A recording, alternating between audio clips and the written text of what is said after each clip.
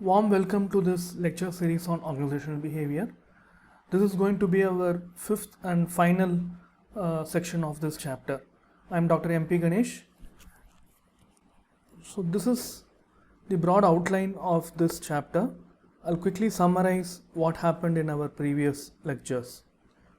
So we defined organizational behavior by trying to understand what is an organization, what is a behavior, and what is organizational behavior. We also looked at what are the basic assumptions of OB as a discipline and also the fundamental ideas on which organizational behavior as a discipline is placed. We also looked at how organizational behavior tries to understand individuals at workplace at different levels, at individual level, group level, and organizational level. So we also looked at why you have to study organizational behavior both for managers as well as for students. So what are the applications of organizational behavior? One important area is human resource management function in organizations. We also looked at the application of OB. In the previous lecture, we looked at the initial part of the history of OB as a discipline. We looked at how industrial psychology as a discipline helped OB to emerge, especially how World War significantly contributed to industrial psychology. The difference between industrial psychology and organizational behavior is industrial psychology uses a lot of psychology-based concepts. Organizational behavior is primarily a multidisciplinary area which involves theories from sociology, anthropology, psychology, economics, and other social sciences. In the previous class, we also saw the theory of Frederick Taylor or Frederick Taylor's theory of scientific management, where he proposed 4 principles. If you remember, we also looked at a video on the application of Taylor's idea in Ford's organization. We also discussed about very briefly as a criticism on the scientific management principles. So one important criticism on scientific management principles is it treats humans as machines. In other words, according to scientific management, humans are or workers are integral part of the larger organizational machinery. So, which also means that any individual can be easily replaceable. So if a machine is not working properly, you can, let's say if a part of a machine is creating trouble, you can remove it and replace it with some other part. So that is how it is seen in scientific management. And also scientific management looked at humans as someone who's powerless, or in other words, according to scientific management, workers cannot voice out their opinion to the management, because if you see the last principle, divide work and responsibility. So the role of the workers is to work, the role of the management is to make decisions. So workers don't have any power to voice out their ideas or concerns. And also there are other issues which I asked you in the previous class to watch the video again and to look for some of the important areas which are discussed in that video. So now I will elaborate on some of those areas. I hope you all saw the video. Okay. So one important issue which is discussed in the video was time and motion study. So if you remember, there was one part where Taylor was trying to understand how much time it takes for each of those subtasks to be performed. So if you remember, there was a image of a clock and a typist typing and a person carrying iron ore and things like that. So the idea of time and motion study is to understand or break down the entire job into specific tasks and see how each of these tasks are performed and how much time on an average a person will take to perform those tasks. So that is the whole idea of time and motion study. How much time it takes to do a specific task on an average. Okay. So it is done in a standardized condition, which means it is not necessarily done in a factory, but done in a condition where more like a laboratory condition. So one of the important criticisms or key criticisms on time and motion study, or generalizing time and motion study and using that as a criteria, whatever time we found out in time and motion study cannot be generalized for real world scenario or real organizational scenario. Why? Because there are problems with standardization. Why? Because one, these experiments or these standardization are done in laboratory situations or standardized situations, but in real life or in real workplace scenario there might be a lot of other factors which influence workers' behavior. So for example, setting a standard based on a condition where it is ideal vis-a-vis what happens in the real world or real workplace. So there will be obviously differences.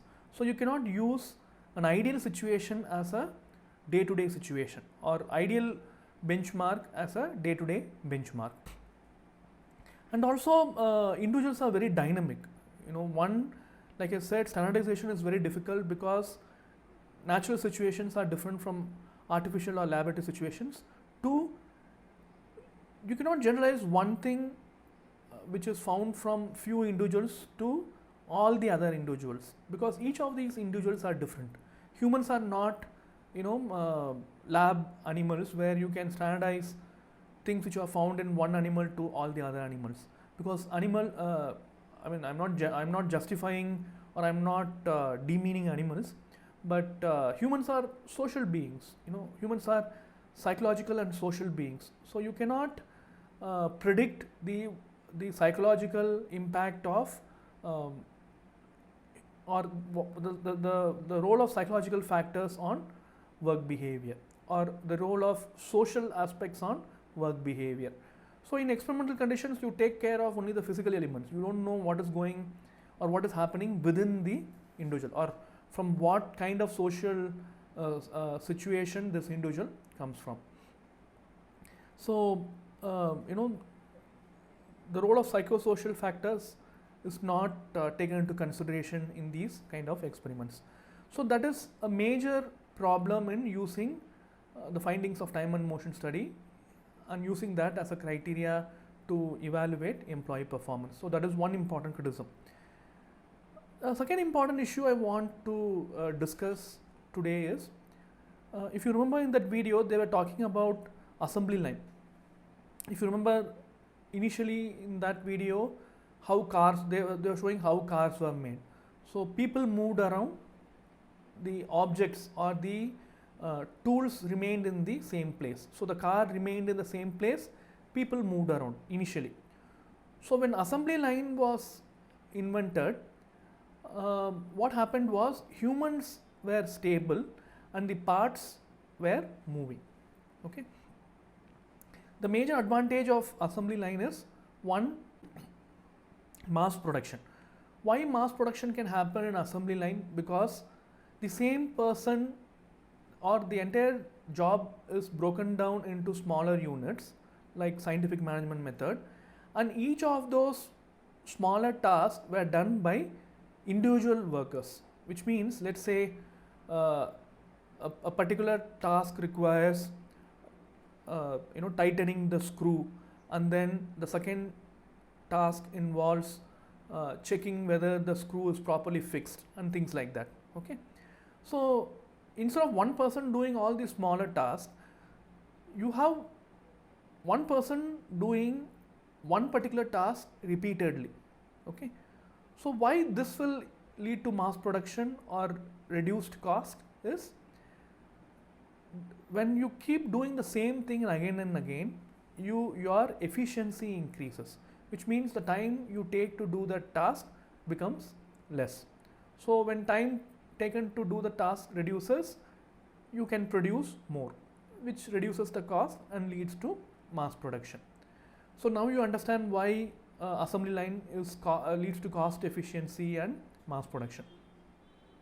But the problem with assembly line, or the negative impact of assembly line on employees, is one, by doing the repetitive tasks continuously, there are more chances that employees will get bored, or in other words, employee will not feel that he or she is doing something meaningful. So what kind of meaning one can get if you are keep doing the same task again and again, like tightening the screw. You have been tightening the screw of a particular assembly line for years together. So what kind of meaning will you get in what you are doing? Two, by doing simpler tasks again and again, or by breaking down the larger job into simpler tasks and making specific people do that, we are also making these workers replaceable, which means if somebody is not performing that particular smaller task, you can fire them and take someone else and put them in that place. Why? Because it's very easy to train someone to do that small task. Let's say if somebody in the earlier model, in the earlier approach, if somebody is doing many tasks together, it's very difficult, or it's relatively difficult to find someone to do that collective job, because you need to train them, or you need to pay them more because you need to find an experienced person and things like that. So assembly line took away that power of employees and made them easily replaceable. For example, let's say a carpenter who's like skilled, highly skilled, who knows to do many things.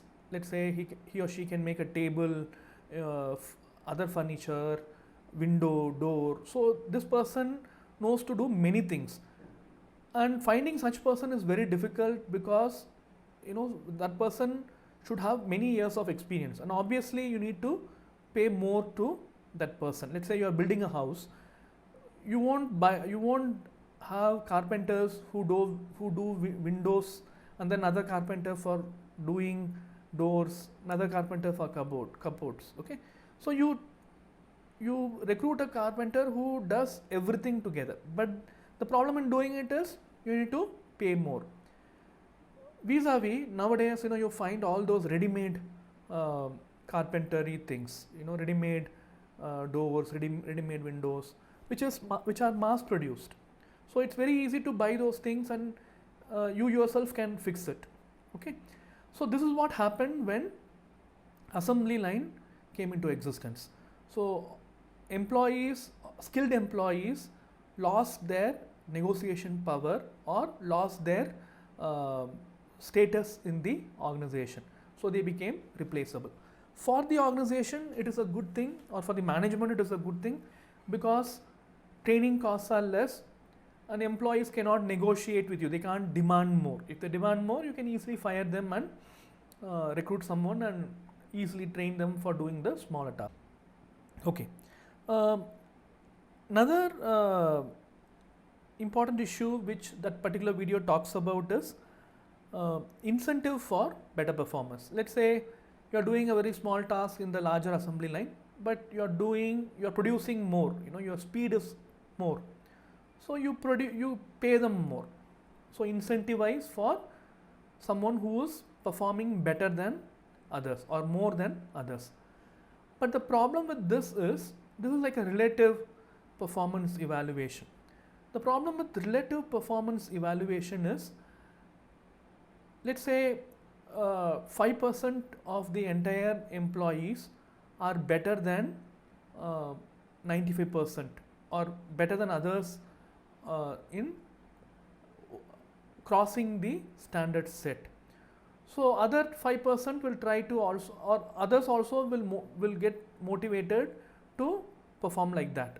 Okay, so if many people outperform the benchmark or the standard set, and then what happens is the newer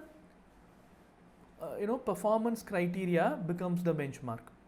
In other words, let's say in a class everybody gets 98 out of 100. Okay, everybody gets above 95. All the students get above 95 out of 100. And if you want to relatively grade, only the topmost people will get the topmost grade. Let's say in other next year students get motivated and then all of them perform well within the range of 99 to 100. Entire class is like either 99 or 100. Then 100 becomes the benchmark. Okay. So in a relative grading, it becomes very difficult for employees to go to that higher level. Okay. So obviously employees will feel demotivated. So the entire idea of more incentives for higher performance will not work in long run. More people will get demotivated than motivated. Okay. So that is one problem with incentivizing using relative performance evaluation method.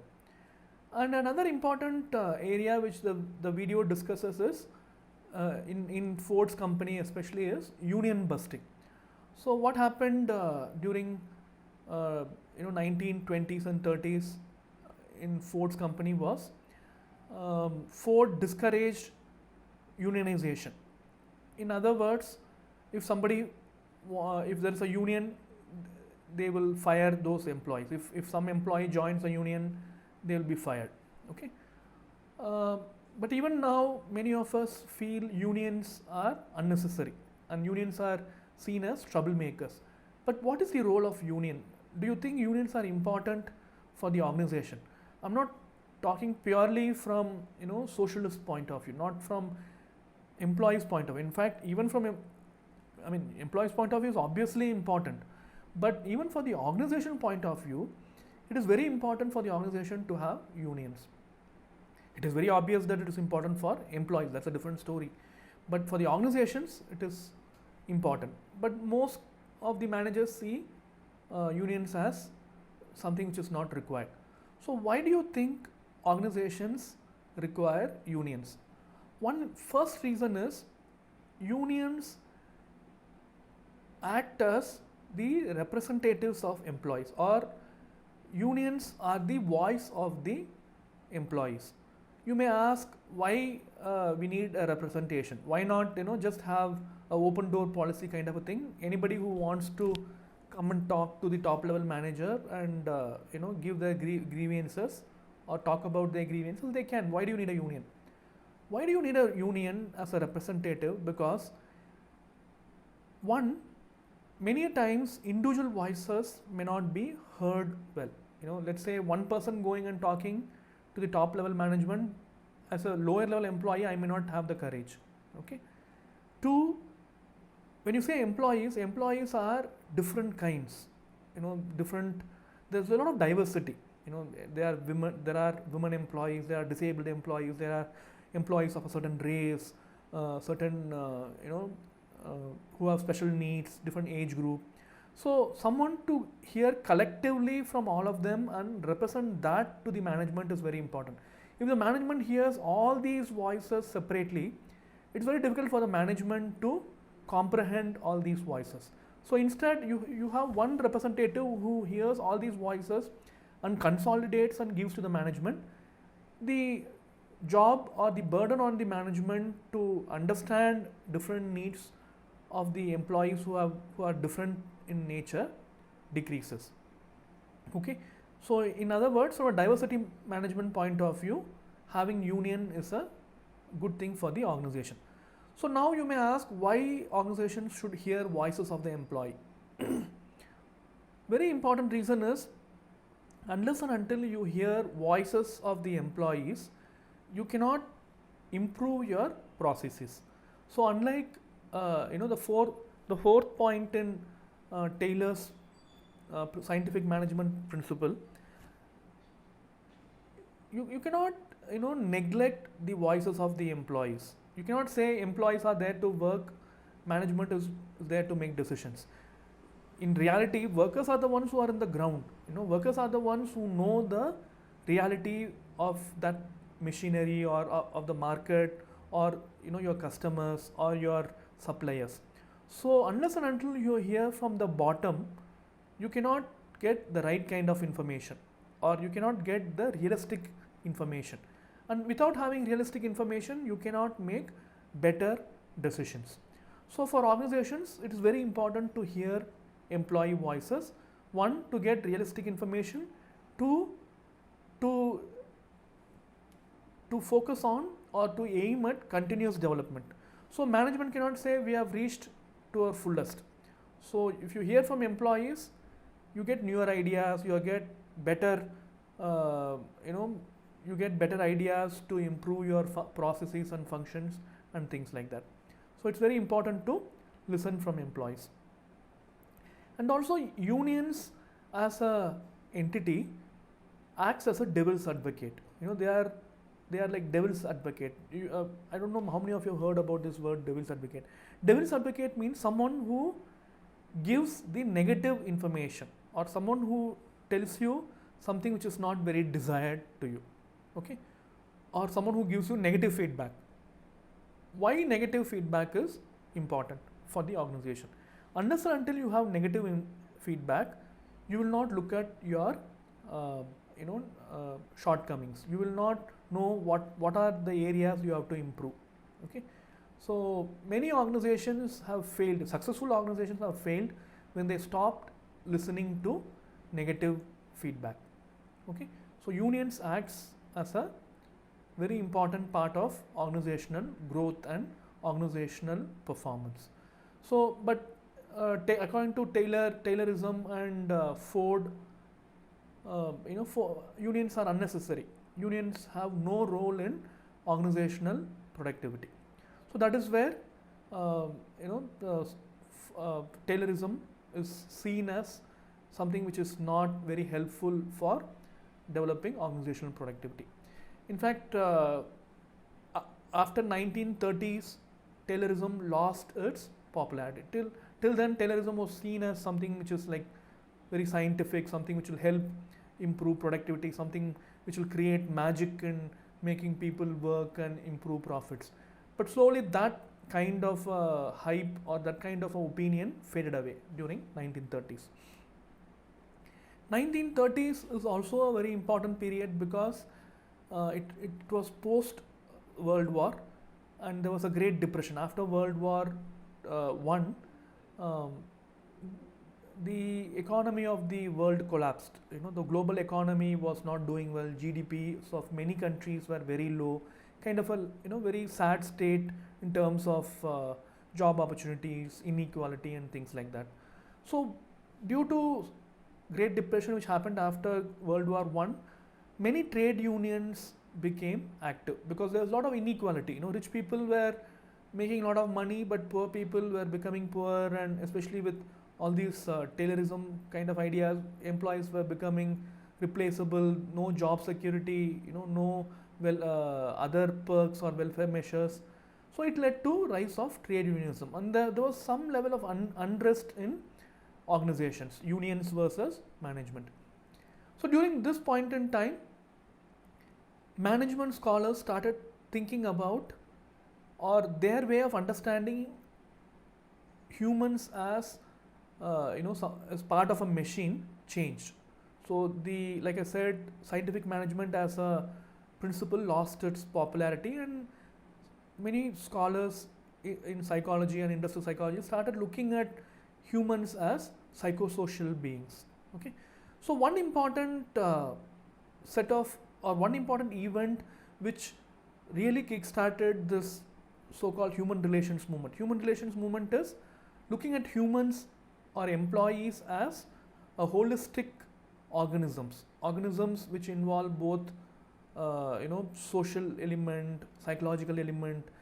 They are not just physical beings, they are also social and psychological beings. For example, if even if I don't get paid well, I would choose a company which treats me well. So you are not driven by reward and punishment kind of a phenomena. You are driven by other social phenomena. Okay, so this is one important change which happened because of human relations human relations movement, which looked at humans as social and psychological beings. So, like I said, Hawthorne experiments is a very critical point which kick-started or which led to increase in or popularity in human relations movement. Increase in number of these kind of experiments happen. So, some of you would have heard of Hawthorne experiments. I will not elaborate too much into what happened in these experiments in terms of detail, but I'll tell you the crux of these experiments. Okay, so the Hawthorne experiments are set of experiments conducted by a group of scientists, in fact engineers. One of them was Elton Mayo. So he headed this entire set of experiments.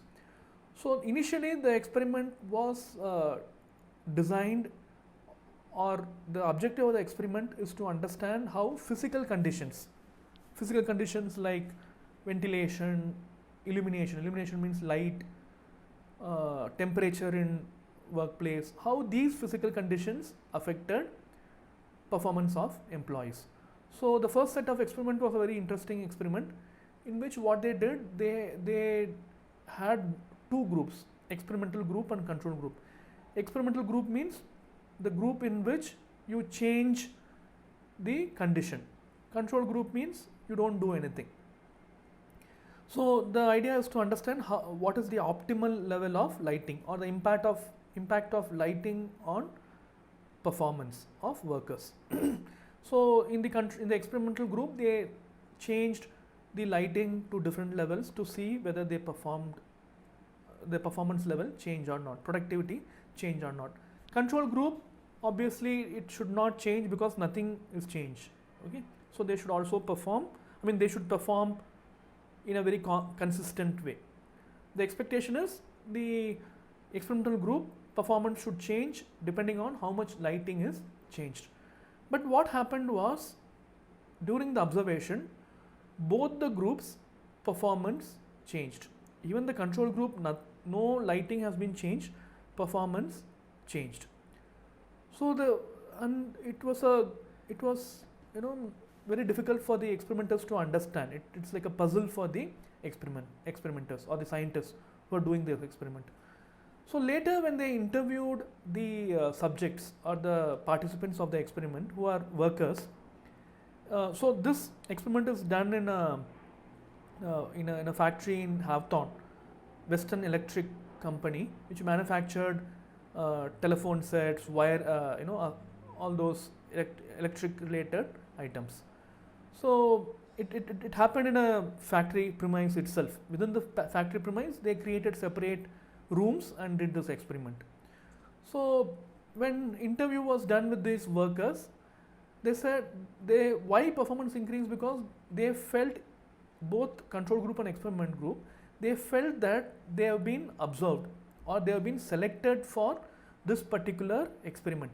So this led to a sense of they felt that they are special. They felt they were selected because they are important, and also they know that they have been observed.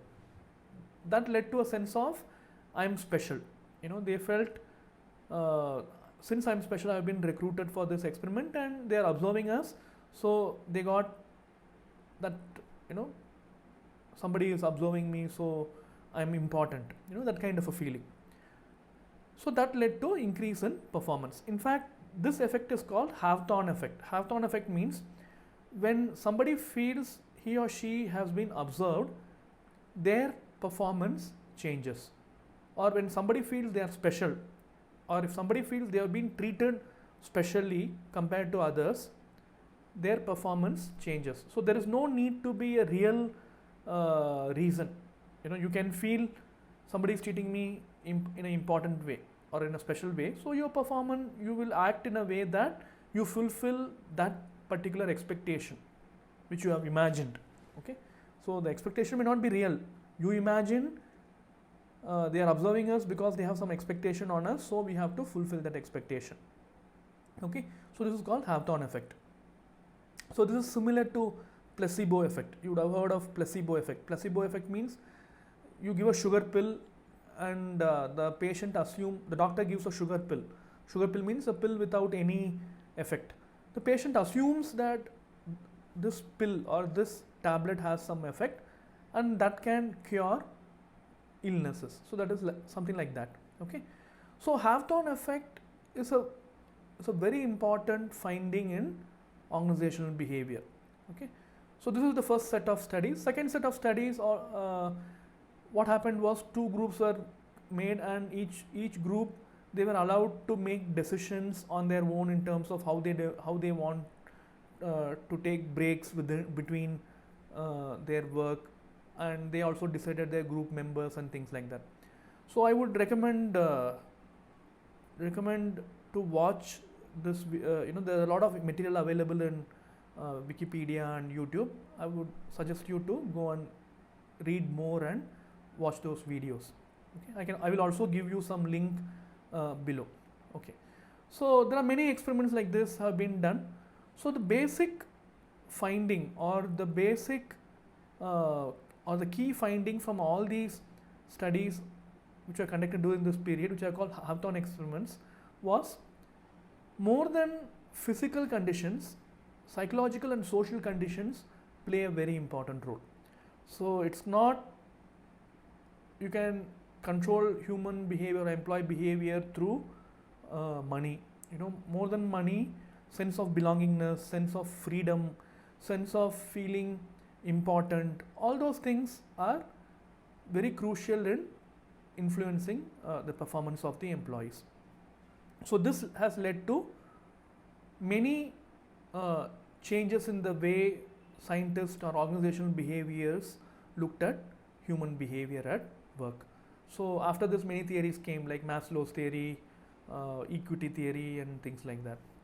Okay, so from this point, looking at employees as humans, not as machines, that kind of a thought process became core of organizational behavior.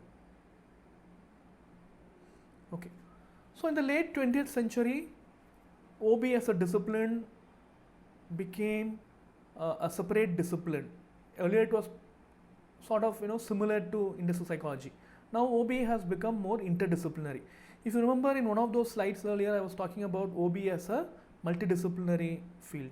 So multidisciplinary, the difference between multidisciplinary and interdisciplinary is, multidisciplinary, many disciplines contribute or explain different phenomena in a particular discipline. Okay, let's say if you want to understand work behavior, group processes, I will use sociology concepts. Individual processes, I will use psychology processes. Team dynamics, probably I will use anthropology related concepts. So that is multidisciplinary. Many disciplines independently contribute in understanding or creating a new discipline. Interdisciplinary is all these disciplines synergize together. For example, if I have to explain group behavior, I will explain it with sociology, anthropology, psychology. I will look at it from a very collective or holistic point of view. So OB became a very synergistic or interdisciplinary field in late 20th century. And also some of the very important concerns which are there in front of organizational behaviors are technological changes. Especially in 21st century, technology changed tremendously, especially in the areas of communication technology, information and communication technology. Distance became obsolete. So you can communicate with anyone in this world at any point in time with less cost. Okay, so that has led to globalization, and people started collaborating across various cultures. So that led to cultural diversity and teamwork. Compared to 1950s, now there are many multinational companies, and we get many products which are international, even in local market. Okay, why? Because increased collaboration between organizations of different cultures, and also that has led to cultural diversity in the workplace, and teams where people from different cultures, different nationalities come and work.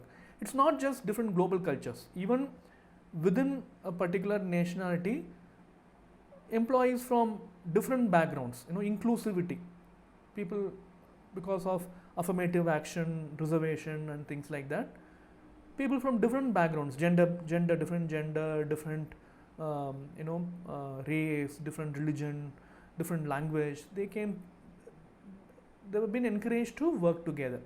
So when there's a lot of diversity within the team or in the workplace, it becomes difficult to define right and wrong or do's and don'ts in a very black and white way, because many of these do's and don'ts and right and wrongs vary from one group to another. So I cannot say with my upbringing or depending on my cultural background, this is wrong, okay, or this is right, this is how it has to be done. So you need to be tolerant to other ideas or tolerant to ideas from other cultures, okay, and you have to be inclusive. That is what is inclusivity. So this led to managing people ethically, acting responsibly towards your employees and other stakeholders. So where is the role of OB here? Okay, for example, technological changes. From a OB point of view, how to help people use technology better to communicate, because using technological tools for communication has its own limitations. Okay. Similarly, in globalization, how to help people collaborate better and overcome cultural differences. It's not like everybody become the same kind of people. It's to understand people from other cultural groups in a workplace, and also understand or create norms which includes opinions and includes